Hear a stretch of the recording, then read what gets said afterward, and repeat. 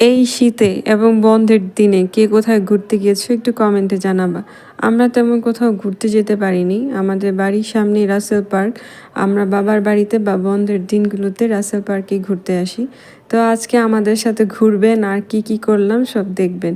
দেখার মতো অনেক কিছুই আছে যদি মনোযোগ দিয়ে দেখতে পারেন। তো আর কি সুন্দর করে রেডি টেডি হয়ে আমার এক গাঁটটি আন্ডা বাচ্চা নিয়ে আমরা রওনা দিলাম।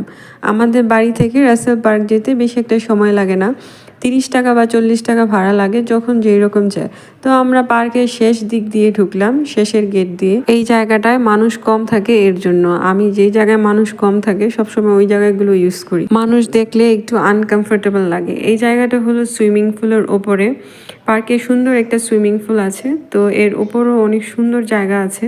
তো আমরা এইখানেই উঠছিলাম। এই জায়গাটায় দাঁড়ালে আপনি পুরো পার্কের ভিউ উপভোগ করতে পারবেন। আমরা সুন্দর করে ভিডিও করতে পারিনি, বাট এই জায়গাটায় দাঁড়ালে আপনি পুরো পার্ক দেখতে পারবেন। তো আমরা নিচে নেমে আসছিলাম। আমার ভাই শুধু আমার ভিডিও করেছে, আমি কেটে কেটে দিচ্ছিলাম। এই জায়গাগুলো কেটে খুব খারাপ লাগছিল। আমার বাচ্চা বারবার আমার শাড়ি ঠিক করে দিচ্ছিল।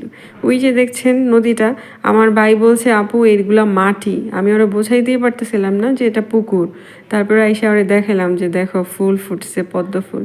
তো অনেকক্ষণ পরে আমরা একজন ফটোগ্রাফার পেলাম। অনেকেই আছে, খুব সুন্দর সুন্দর ছবি তুলে দেয়। তো আমরা কিছু ছবি তুললাম। আর এই জায়গাটা তো চিনিনি।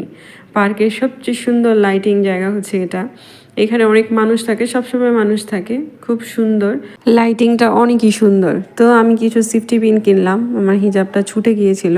অনেক কিছুই আছে বাট আমার ভালো লাগছিল না। তো আমরা বিপদ সীমা অতিক্রম করছিলাম। আমি খেলনার দোকান দিয়ে যাচ্ছিলাম।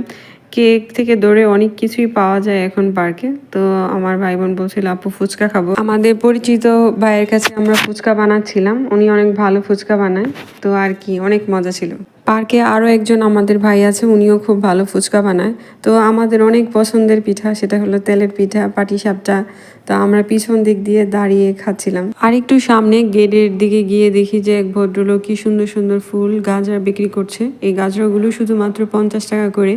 তো আমরা ওনার নাম্বার নিয়ে নিলাম পরে কাস্টমাইজ করার জন্য। তো চিপস খেতে দেখে সবাই বলছে যে আপু চিপস খাবো। তো আমরা নিলাম। তারপর আবার বিপদ সীমার দিকে চলে আসলাম, খেলনার দোকানের সামনে। তো কিছু ভিডিও করে জাস্ট দৌড়। তো এই তো সুন্দর বিকেল হয়ে গেছে। তো আমরা আরও হাঁটছিলাম। তো সামনেই দেখি মেয়েদের ইমোশন, আই মিন রেশমি চুড়ি, অনেক সুন্দর সুন্দর চুড়ি। তো আমরা একটু সামনে এগোতেই দেখি যে এগুলো স্মোকি চকলেট না ওয়েফার, ওনাদের বাহানা। তো আরেকটু সামনে গিয়ে দেখি কি সুন্দর পুডিং, 50 টাকা পিস। 50 টাকায় পুরো একটা বাসায় বানানো যায়। তো এই যে মেয়েটা রেশমি চুড়ি বিক্রি করে, ও